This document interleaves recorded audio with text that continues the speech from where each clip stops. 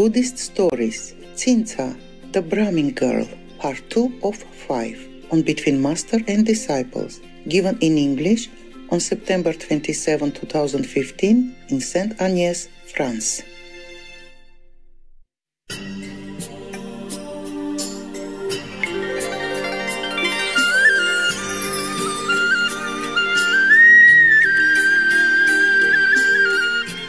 They call her to come because somebody advised them that this woman, if you engage her, you can defame the Buddha. But they also didn't know what to do. So they just called her there, and then she stood there, and they stood there, and they didn't know what to say. So, and finally, she kept asking many times. So they say, okay, do whatever you can to defame the Gautama, the Buddha. So she says she will do it. Woman, clever.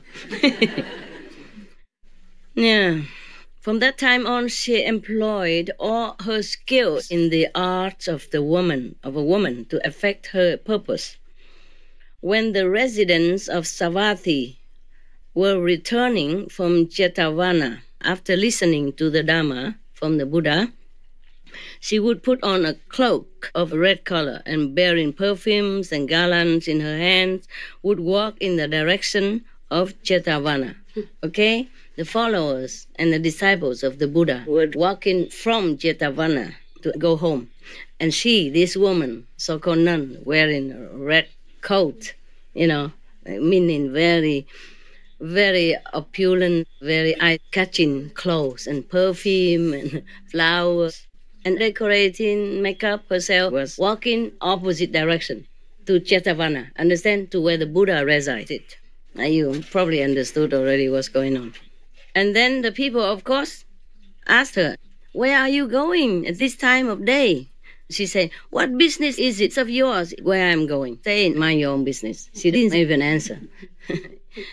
And then she would reply that, and then she would spend the night near Jetavana at the monastery of the sectarians.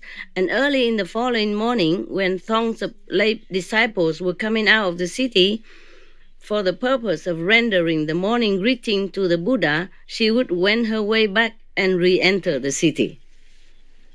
As if she stayed the whole night in Jetavana Park, but she didn't.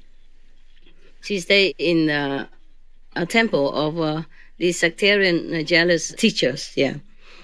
So people ask again, where have you spent the night? People ask her. So she say, it's not your business where I spent my night. And then she just left again. So after the lapse of a month and a half, she kept doing like this, yeah. Whenever they asked her this question, she would reply, I spent the night at Jetavana alone with the monk Gautama in the perfume chamber. Yeah. Perfume chamber is a place where they build specially for the Buddha alone to stay, apart from other monks and people. So she says she spent the night with Gautama the Buddha in his perfume room. Yeah. So after 1 month and a half, then she replied like that. Before she just say, no, none of your business.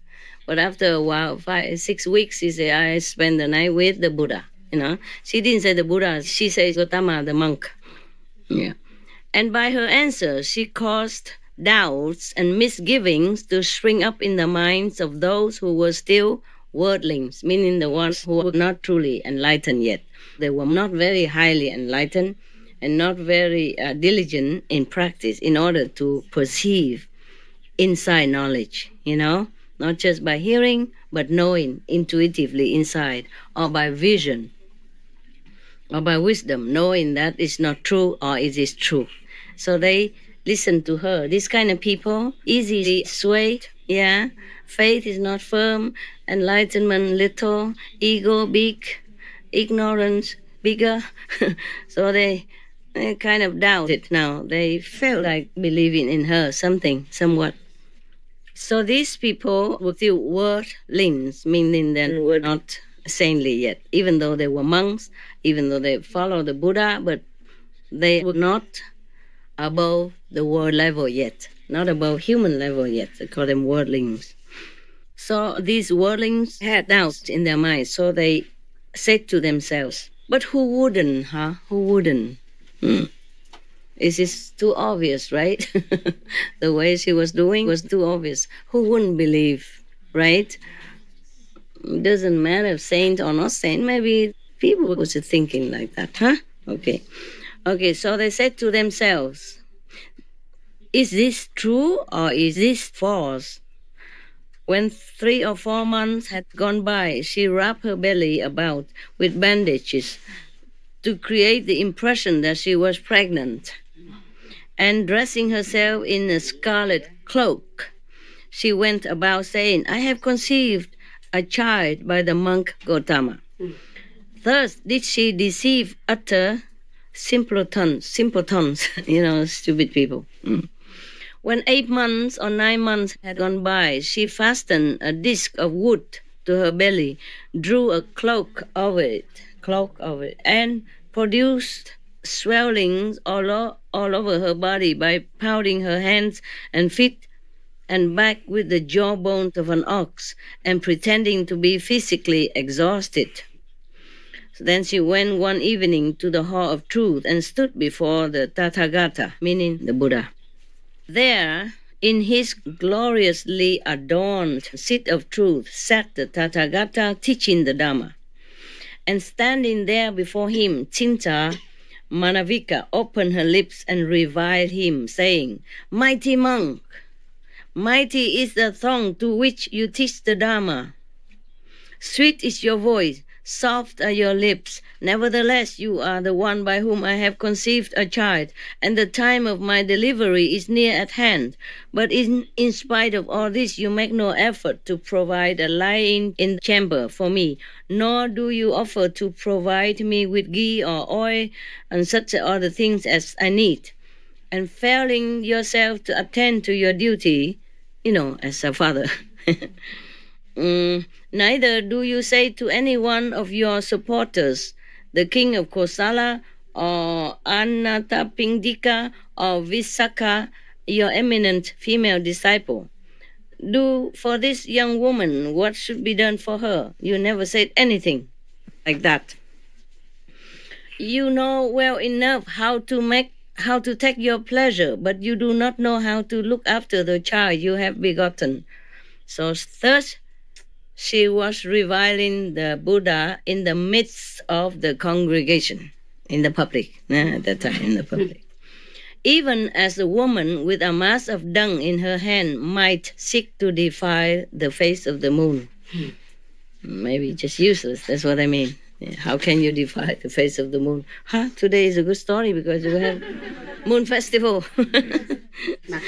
I did not think like that, but it's a proper story, huh? Moon festival, moon story, okay. So the Tathagata stopped his discourse, and like a lion's roar, he cried out. He yelled out. Normally the Buddha doesn't yell, but he probably was upset or angry as this lies.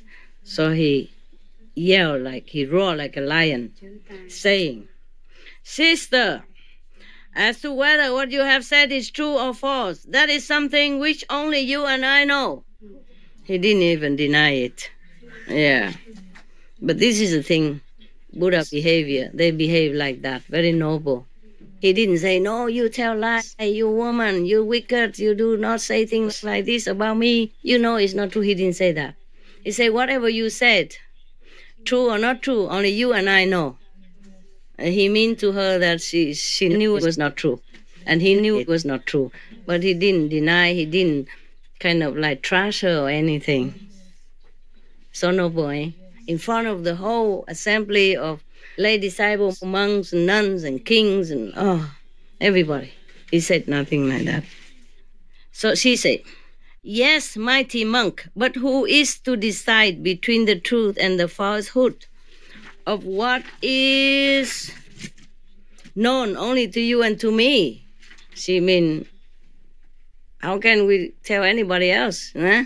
Everybody else should know about that. So at that moment, Sakka, the god, the lord of the 33 gods in the 33 pleasure heaven, his seat suddenly became hot in heaven.